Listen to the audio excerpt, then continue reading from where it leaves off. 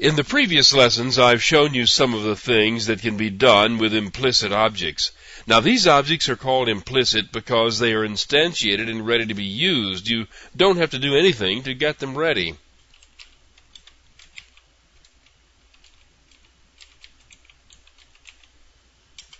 There are lots of other things that you can do with these implicit objects, but you need to be able to look them up in the API reference.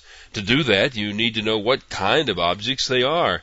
This JSP lists the implicit objects by name and then lists the classes and all the superclasses of each one.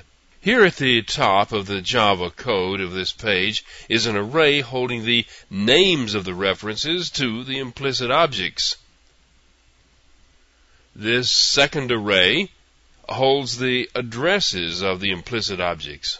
Now, this loop executes once for each member of the object list. This output statement creates a line that holds the reference name of an implicit object.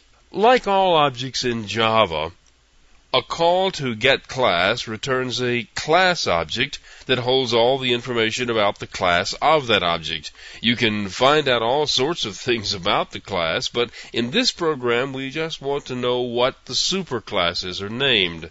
This inner loop executes as long as the class definition is not null.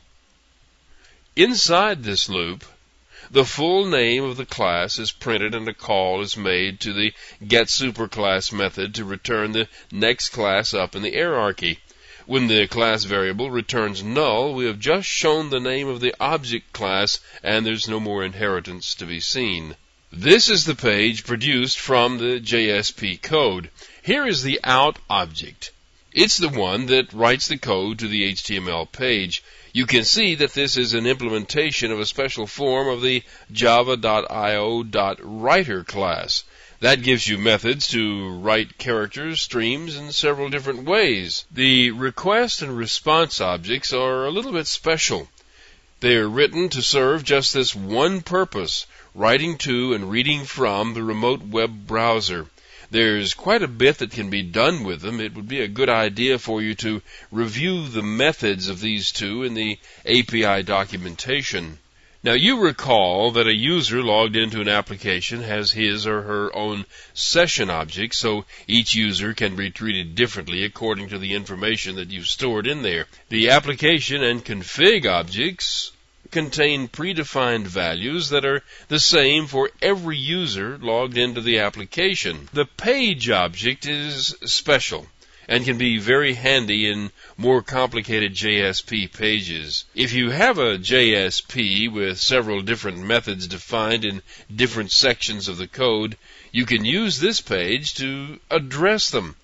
The page object can be used very much like the this keyword in a regular Java class. Notice the inheritance.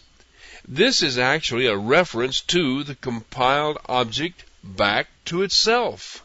So you can use it to refer to anything that isn't specifically prohibited by access limitations. The page context object provides very low-level access into the inner workings of things.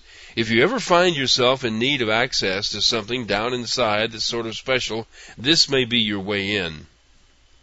Well, that's it for implicit objects. In the next lesson, we'll be digging into some of the syntax and the special tags in the Java server page.